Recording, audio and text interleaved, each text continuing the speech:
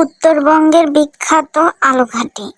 এটা আমাদের উত্তরবঙ্গের বিখ্যাত আলুঘাটি। তো কিভাবে বানালাম আপনারা ফুল ভিডিওটা শেষ পর্যন্ত দেখুন। তো প্রথমে আলুগুলোকে সিদ্ধ করে নিয়েছি এবং মাছগুলোকে ভালোভাবে কষাবো। কষানোর পর আলুর ছিলে তারপর দেবো। তো মাছের মধ্যে কষানোর জন্য শুধু হলুদ গুঁড়ো, শুকনো মরিচের গুঁড়ো আর লবণ আর কাঁচামরিচ, পেঁয়াজ জাস্ট এটুকু দিয়েই ভালোভাবে মাছগুলোকে সিদ্ধ করে নেব, মানে কষিয়ে নেব আর কি।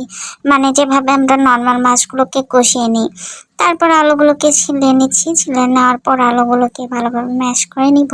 তো এই পর্যায়ে একটু নেড়ে চেড়ে দিচ্ছি, মানে মাছগুলোকে ভেঙে দিচ্ছি আর কি। ভেঙে দিলে মানে আলু ঘাটিটা খেতে বেশি ভালো হবে, কাটা কাটা হবে না। আর যারা কাটা খেতে একদমই পছন্দ করেন না তারা কাটাগুলো বেছে ফেলে দিতে পারেন। তারপর একটা হাঁড়িতে নিয়েছি, পেঁয়াজ ভেজে নিচ্ছি। তারপর একটু পানি দিলাম, দিয়ে যত মশলা আছে সব দিয়ে দিব। হ্যাঁ, এটা আমাদের উত্তরবঙ্গের বিখ্যাত আলু ঘাটি। আপনারা গুগলে সার্চ করে দেখতে পারেন।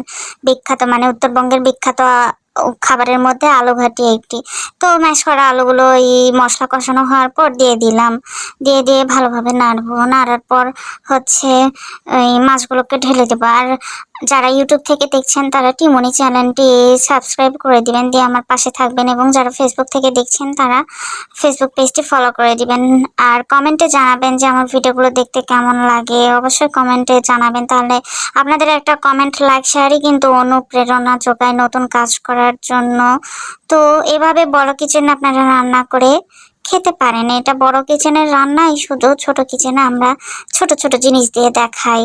তো কেমন হয়েছে দেখুন, কালারটা এতই সুন্দর লাগছে। তো আজকে পর্যন্তই, আল্লাহ হাফেজ।